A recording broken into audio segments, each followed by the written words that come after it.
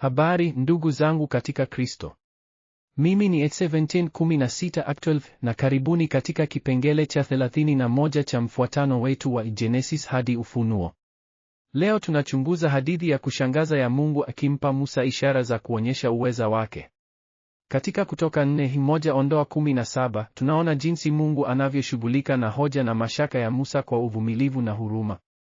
Hii ni hadithi ya mtu aliyepewa baraka kubwa zaidi kuliko kiumbe chochote, lakini bado anahitaji ushahidi wa uweza wa Mungu.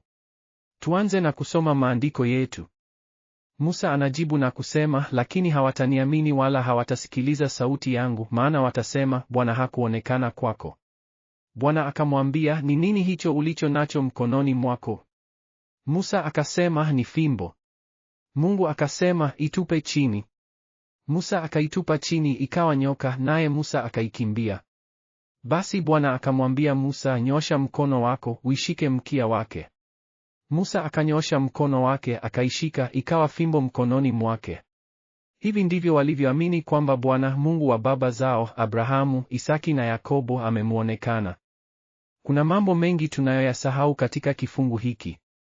Kwanza, Musa anahoji uweza wa Mungu hata baada ya kuona kichaka kilichowaka. Hii inaonyesha jinsi binadamu wanavyoweza kusahau haraka maajabu ya Mungu. Pili, Mungu anatumia kitu cha kawaida, fimbo ya mchungaji, kuonyesha maajabu yake. Hii inatufundisha kwamba Mungu anaweza kutumia chochote kilichopo mkononi mwetu. Tatu, Harun hakuwa mpango wa kwanza wa Mungu. Mungu alitaka Musa mwenyewe aende, lakini kwa sababu ya mashaka ya Musa, Mungu anampatia msaada. Hii ni huruma ya Mungu, yeye hutusaidia hata tukiwa na mashaka. Tunaona mabadiliko makuu ya kiteolojia hapa.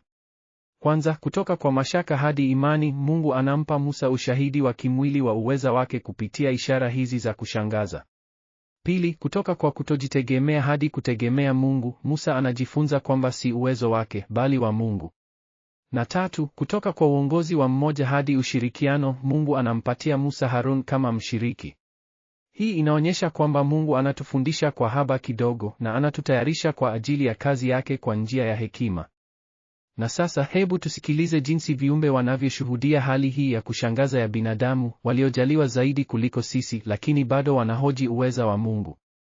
Nimeona jambo la ajabu. Fimbo ya Musa imekuwa kama mimi, kisha ikarudi kuwa fimbo tena. Lakini mbona binadamu wanashangaa na maajabu ya Muumba? Ni jambo la kusikitisha, ndugu nyoka. Binadamu wamepewa akili na ufahamu mkuu kuliko sisi, lakini bado wanahitaji ishara kuamini Mungu. Lakini naona huruma ya Mungu. Hata Musa akiwa na mashaka, Mungu anampa kile anachohitaji kwa ajili ya kazi yake. Mungu ni mvumilivu sana. Ndugu zangu, hadithi hii inatufundisha mengi.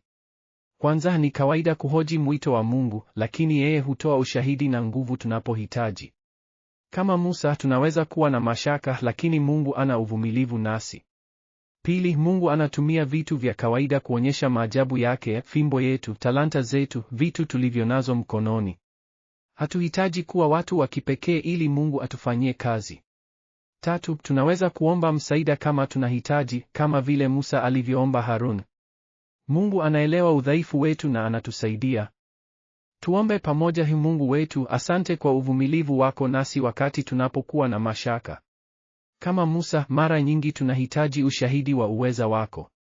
Tusaidie kuamini kwamba utatatumia vile tulivyonazo mkononi mwetu kuonyesha utukufu wako. Tupe uongozi na msaada tunaohitaji, na utupe imani ya kujitolea kwa mwito wako. Tunasali kwa jina la Yesu. Amina. Mungu awabariki na tuonane kipengele kijacho cha Genesis hadi Ufunuo.